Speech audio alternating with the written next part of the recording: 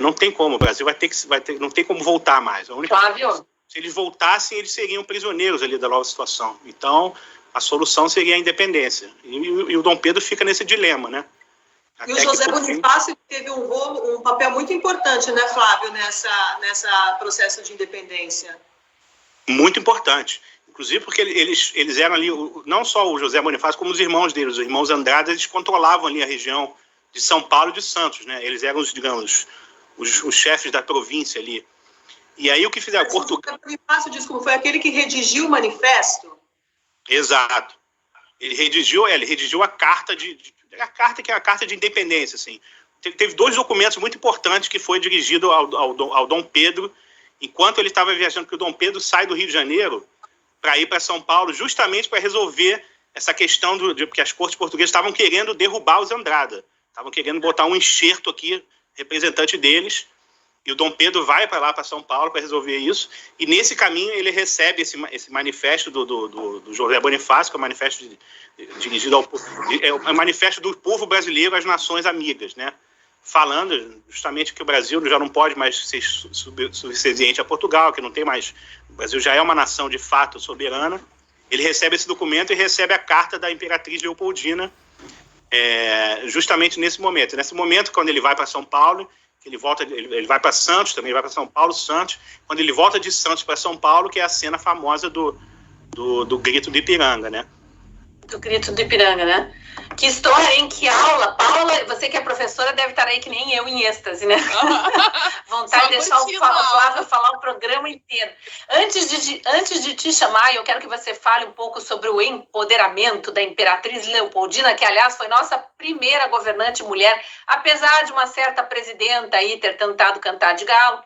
Eu quero contar para vocês uma historinha de família minha que me enche de orgulho, embora eu não tenha feito nada para merecer isso. Eu sou 8ª neta do José Bonifácio. Nossa, olha. Milhares, né? Deve ter milhares. E tem uma coisa mais pitoresca ainda. Você mencionou os irmãos Andrada, né?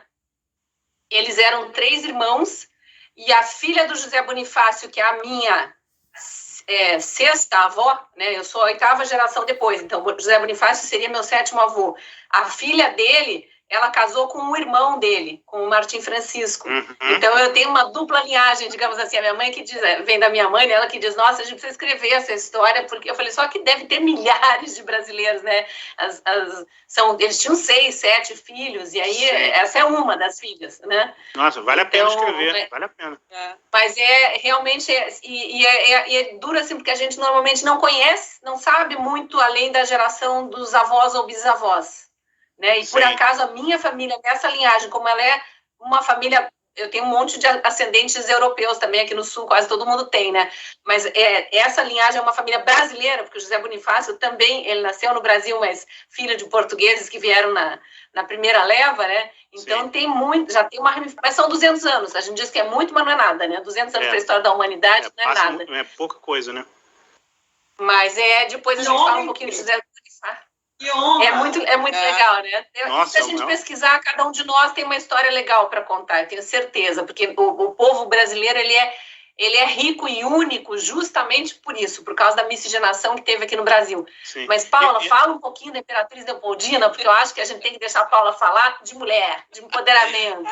Do empoderamento feminino. E não é engraçado que a Imperatriz Leopoldina, se a gente for estudar fora da escola, porque infelizmente na escola não nos contam essa história, eu saí da escola, comecei a descobrir esse universo e me senti assim, feita de trouxa por muitos anos.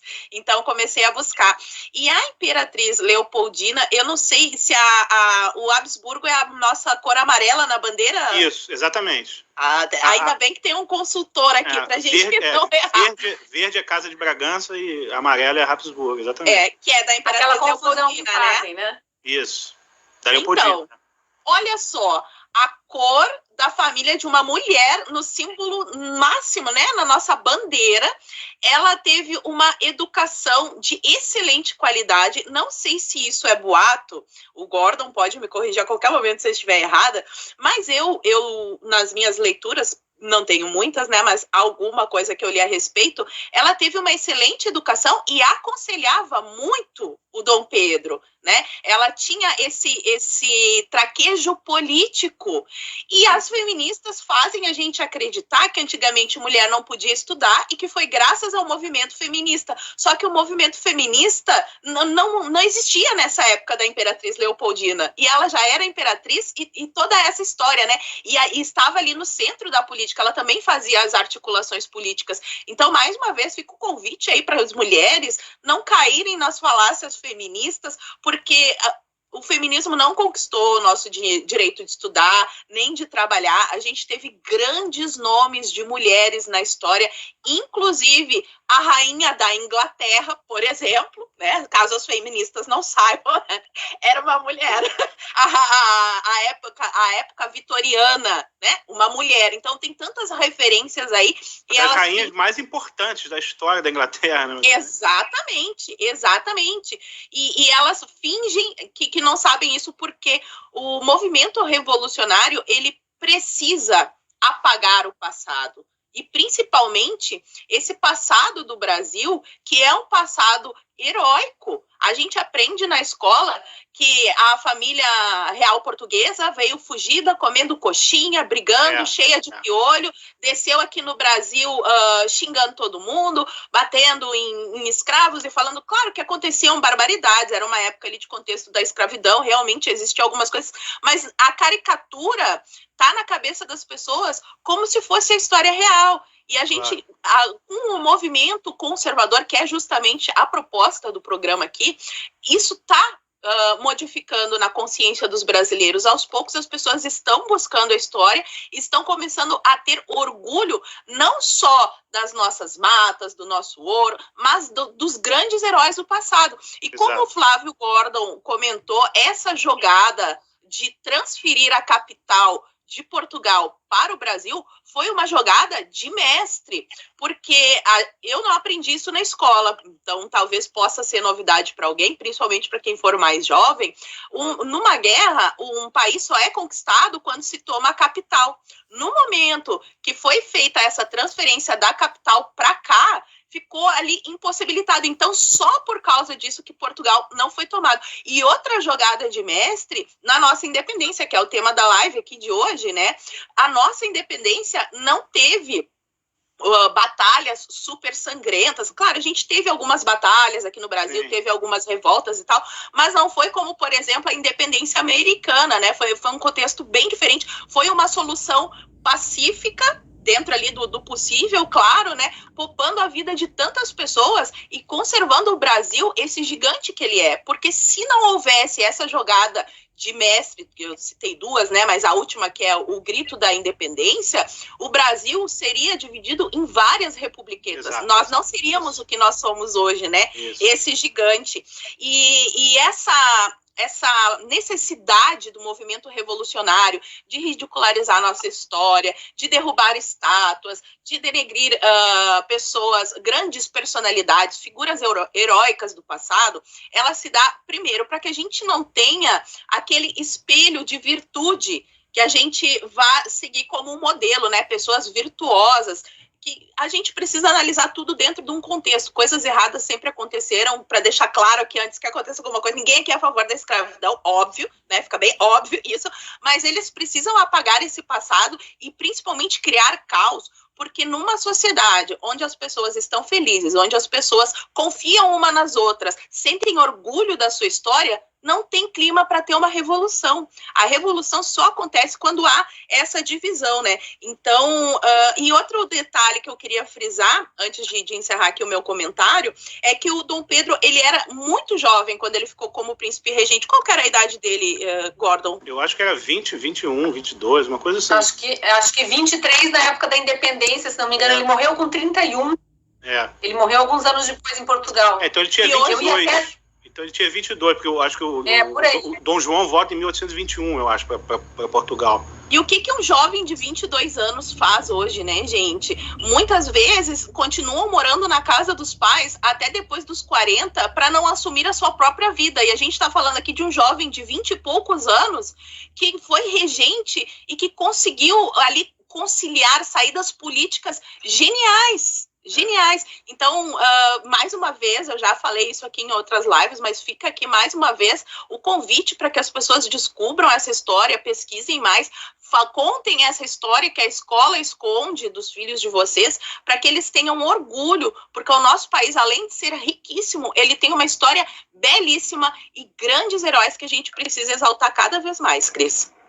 Exato. Karina, mesmo que a Paula não tivesse... Desculpe te cortar, Flávio, mas só para a Karina participar um pouquinho, você já volta a comentar. Não esqueça o que você ia falar agora. Eu estou adorando.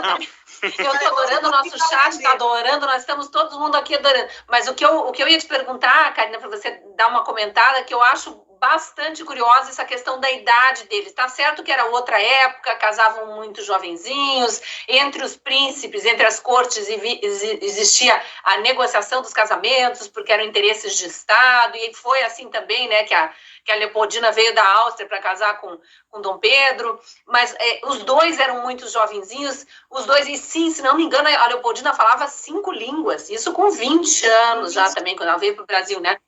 Os dois muito jovenzinhos e os dois muito politizados, muito estratégicos mesmo, porque a Leopoldina, veja, ela estava numa reunião do Conselho de Ministros com José Bonifácio, lá meu antepassado, quando decidiram que, diante do contexto lá do que tinha acontecido na Revolução do Porto em Portugal, pressionando a família real para voltar para Portugal e para o Brasil voltar a ser colônia e tudo mais, ela dá duro lá, escreve uma carta para o Dom Pedro, que estava em São Paulo, e é hora de declarar a independência, pelo menos é o que ficou registrado, né? Ela, junto com José Bonifácio, são os que assinam a carta. E isso com 21, 22 anos, é muito importante isso que a Paula traz, né?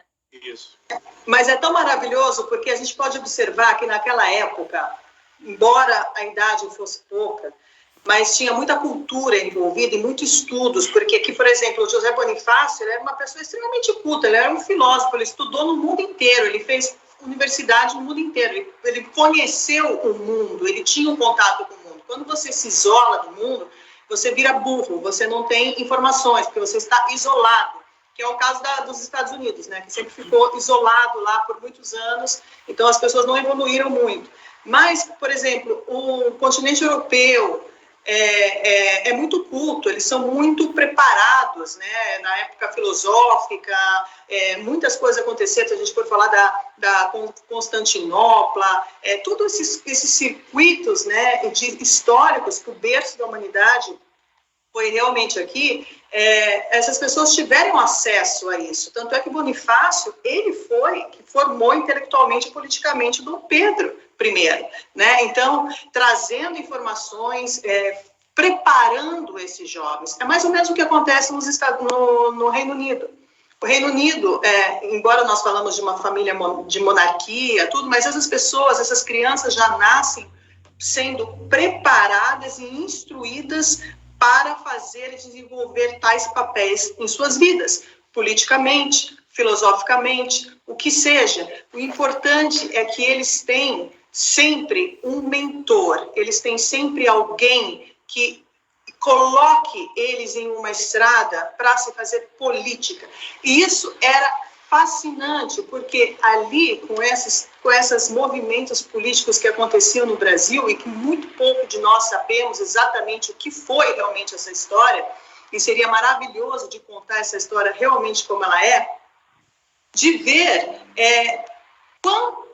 quanto pura era a política que se fazia naquela época, né? Porque a gente está falando de política verdadeira, na sua essência, mais profunda.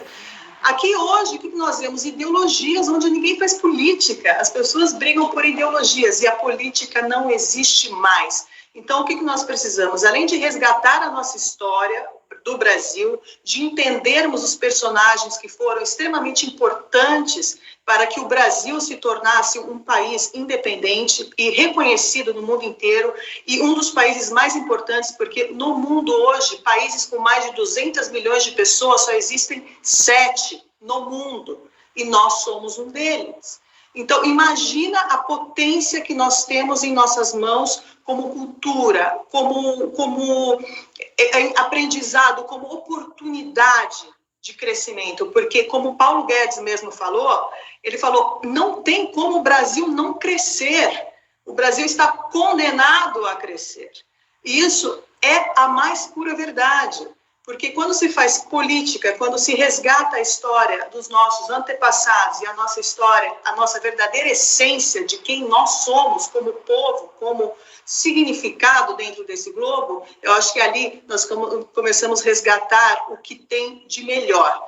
E o que tem de melhor tem que ser distribuído, informado e colocado na cabeça das pessoas, dizendo, aqui nós temos autonomia para sermos um país independente e que não temos a menor possibilidade de ficar nas mãos de nenhuma tirania, porque nós fazemos política de verdade. Excelente. Flávio, eu vou deixar você com...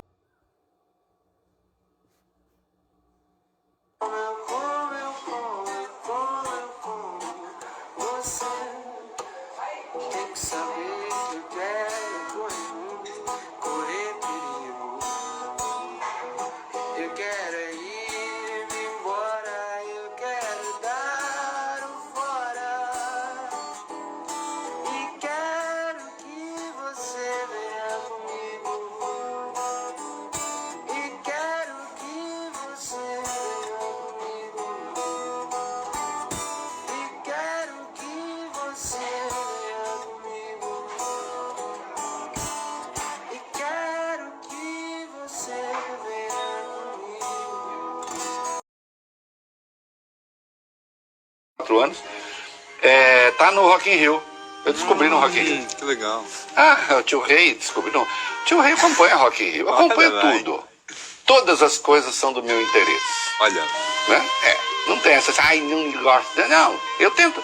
Às vezes é aborrecido. Tem coisa que é aborrecida, eu não quero. Começo, me interessa e falar, não, é chato, não quero saber. Música eu gosto. Aí eu fui atrás de saber quem são as caras novas, quem são as pessoas novas do Rock in Rio. Encontrei esse menino. Ele se apresenta com uma banda chamada Buraco Blues, às vezes, tem também o trabalho solo dele, né? Ele está cantando uma música da Lineker, canta magnificamente, toca muito bem, compõe muito bem, né?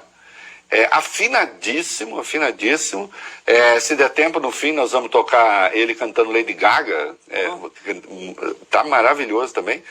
Canta muito bem, fiquei encantado. E eu não conhecia, né? E aí eu vou garimpando coisas novas também, mostrando que o Brasil continua, as pessoas continuam a fazer coisas, continuamos a gerar. Você pensa que só nasce coisa ruim aqui? Não. Também tem coisa boa. E aí eu gostei desse menino. E aí eu falei, vou levar para o programa. Pronto. E aí quem não conhece agora passa a conhecer. Pedro Mahal, se escreve M-A-H-A-L. Tá? Então é isso. Fiquem de olho. A nossa cultura da união estável, ela faz com que a gente se confunda. Na verdade, toda relação ela é composta de duas instâncias, vamos chamar assim, a instância do amor e a instância do desejo. E essas duas instâncias, elas se confrontam de muitas formas. Exemplo, o amor é alimentado pela certeza, pela segurança. As nuances que compõem o amor, elas giram em torno de ter aquela certeza, aquela segurança, a pessoa. E o desejo, ele não pode ter. O desejo desafia exatamente a certeza e a segurança. O desejo se alimenta do desejo de ter. Então ele não quer segurança, ele não quer certeza. A certeza acaba esfriando o desejo. E só o desejo acaba não construindo o amor. Então esse equilíbrio entre a certeza e o mistério, ele precisa ser encontrado por cada dupla. Agora, estar consciente disso, saber disso já ajuda, porque cada dupla vai encontrar os mecanismos para manter o mistério e, ao mesmo tempo, construir o afeto. Mas precisa existir o mistério. Se não tiver o mistério, se não tiver aquela parte sua que eu quero descobrir, morreu.